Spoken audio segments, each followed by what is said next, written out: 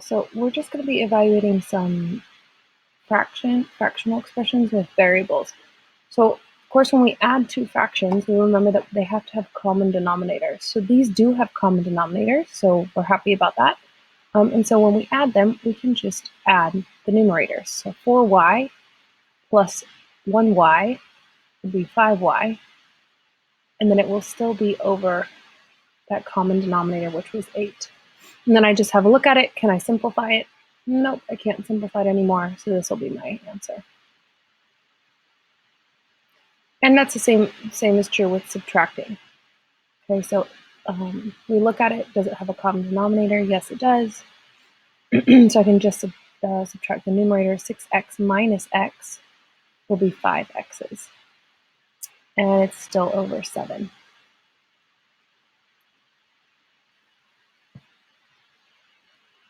Okay, so let's look at multiplication that we see here and division that we see here. With multiplication, when we multiply fractions, it's actually pretty easy. We just multiply straight across, if we remember that from our first unit. So we just multiply straight across. So now here you have to remember your laws of exponents. So when you multiply 5a times 8a squared, we have to add the powers when we multiply the exponents with the same base. So this will give us 40a cubed divided by 12. And then I'm going to look at it and ask myself, can I simplify that fraction? Not sure, so I'm look at 40 twelfths, maybe divide both by 2. That'll be 26. I can probably divide it by 2 again to get 10 thirds. And then that's the most simplified version. So my answer will be 10a cubed over 3. That's a simplified answer. And then with dividing fractions, remember that we take the reciprocal of the second fraction and we multiply. So I can rewrite this problem with multiplication and the reciprocal, and that's going to be a z, and the reciprocal of the second fraction. And then when I multiply, I can multiply straight across. So I'm going to have 9xy divided by 3x squared yz. And I'm going to keep the exponents positive, and I'm going to simplify. I've got 1x as a numerator and 2x's in the denominator. So that will just become 1x in the denominator. Y divided by y, we know is 1. And 9 thirds simplifies to 3 over 1. So my answer will be 3 divided by 1 times x times z.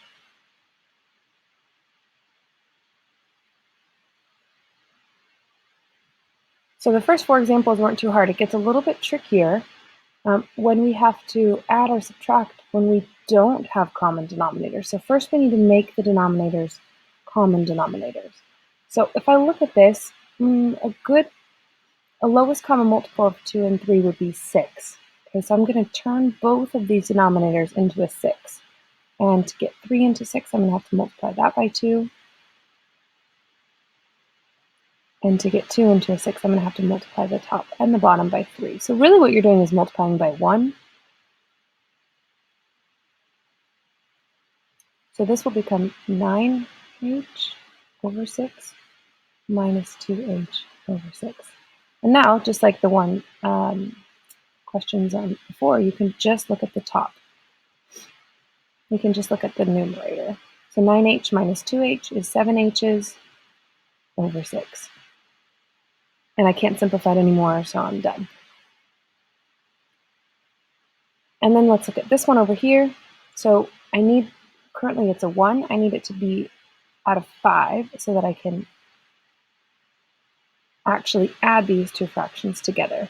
So I'm going to multiply this by 5/5 so that I've got a fraction with 5 as a denominator here.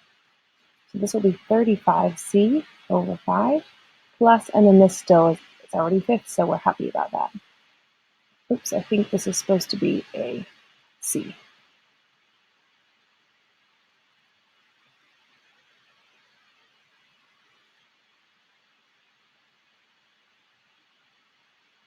Okay, so we have 35c and 6c. That's 41 c's divided by 5. And that can't be simplified, so that's going to be my final answer.